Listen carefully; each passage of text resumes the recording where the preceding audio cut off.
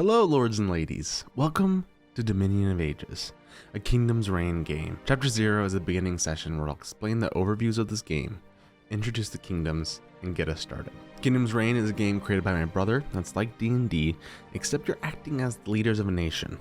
Not a single individual or group, but instead the leaders of kingdoms over time.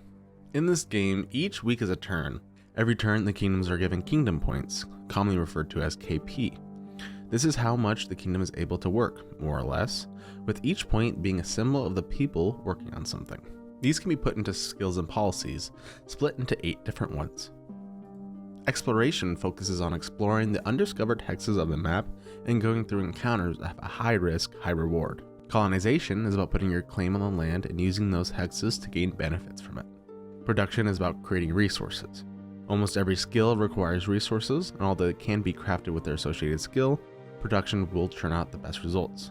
Military is about creating units, defending your land with defenses as well as warring. Magic is about casting spells that can have a wild array of different effects. Religion is about discovering and worshiping gods, gaining boons as the people devote themselves. There are quite a few gods with shrines scattered across the lands. Entertainment spans 3 parts. Heritage is a card game that you can play around building hands to gain better effects. Currency and world events are other benefits of this policy to be explained later. Espionage is about learning secrets and information. Most everything that is bad or can be bad is a secret, and espionage is about learning those secrets. As you put points into these policies, they will increase, like experience points in an RPG. They'll grow and eventually gain bonuses to the respective policies and become stronger.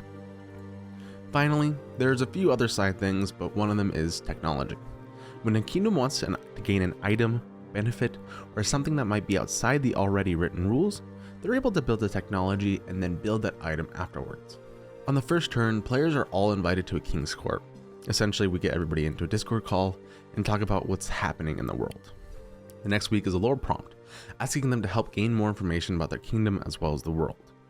The third week is an event that occurs in the world, whether good or bad, and is created by the Realm Master. That's me, of course. I'm the Realm Master for Dominion of Ages, and every week I'll meet with all of the players to work on their turns as well as run everything outside of it. Now, here's the first prompt that the players heard, explaining what their introduction into the world was. Row, row, row. You feel your bodies ache. Arms are nearly giving out from exhaustion as you work the small scouting vessel inland to the crumbled ruins of a castle. You are the leader of one of the many tribes on a voyage to a new land, displaced from a world previously known as Pardis. Kingdoms there grew with incredible speed and forced you from your land. Then, when a wanderer who referred to himself as the Martyr gave your tribe the means to explore a new land, you had no other option. We're almost there! One of you shouts as your boats come up on the shore with a hearty thud, rocky sands keeping it still as there is a better view of the moss-covered castle before you. What's most surprising is there's an old man, cooking fish upon a fire, crotchety and waiting. It's clear that he's cooking for a group, but no one seems to be around. His gaze catches yours and waves a hand closer. Upon approaching, he offers you all seats and a speared fish, roasted to perfection. Eat! You must be hungry. I'll talk, you'll listen. Each word he mutters sounds like pain, but it's almost as if he's practiced these lines for an eternity, not allowing his old age to get the better of him. I've been waiting for you, he says, looking up to the skies. It's on the day. The stars told me so. Looking wistful, he holds for a second and then returns the gaze upon you all. These lands are empty. They grow cold, and the ecosystems are out of balance with the people. Or so it feels. He frowns, giving them a moment to consider his next words, the rigid planning falling to the wayside. My father lived in that castle. He was a greedy man, smart, brilliant, but unkind to his people and to others, just like the kings and fathers before him.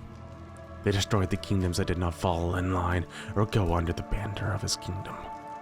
One of them made a deal with a lich, unfathomable strength to grow his kingdom for 5,000 years, but then the lich would reap every single soul of his people.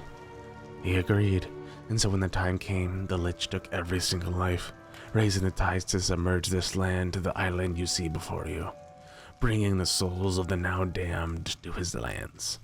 All except I, so that I may be his messenger for eternity. All I ask is such. Lead these people and you will keep each other in check.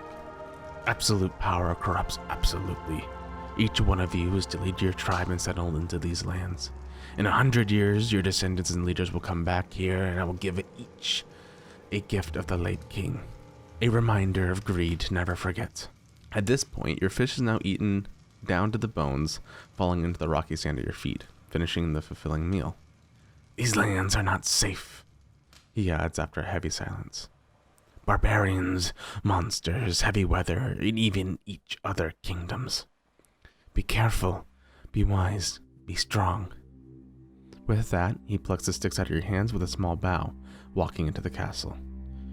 Bye now, and do not sit upon the throne unless you are to repeat the same path that my fathers walked. With that, the rest is to split and take your people into the lands, settling into the new world. Here are the new kingdoms. As green as the algae, the Federal Republic of Agios. They've settled in the central Rocky Plains. Their first city is Paraskevi. As magenta as a half-moon Dottyback, the Federal Republic of Driocht. They've settled in the southeastern sandy coasts. Their first city is Mensis. As orange as Idalia, the capitalistic oligarchy of Castir. They've settled in the frigid central north. Their first city is Grofet. As yellow as the Rose Schaefer, the divine right monarchy of Munosity. They've settled in the southern sticky jungle. Their first city is En-Loe. As black as the torchless cave, the capitalistic oligarchy of the Vitrian Directorate. They've settled in the central foothills. Their first city is Karak. As blue as the sapphire, the autocratic clergy of Foss. They've settled in the northwestern icy mountains. Their first city is Uloth. With that, all of the kingdoms now named and have their first city colonized, the old man tells the kingdoms of two things to be wary of. Dead walking. There are groups of undead, walking in whichever way their gaze pushes them. Large groups, unable to think, feel, or conjure any sort of humanistic resemblance. They were souls, not truly reaped by the Lich. They will walk around randomly and attack any hex they come across. Uncivilized folk. There are those that would prefer to steal from you, whether it's your people, your resources, or even items.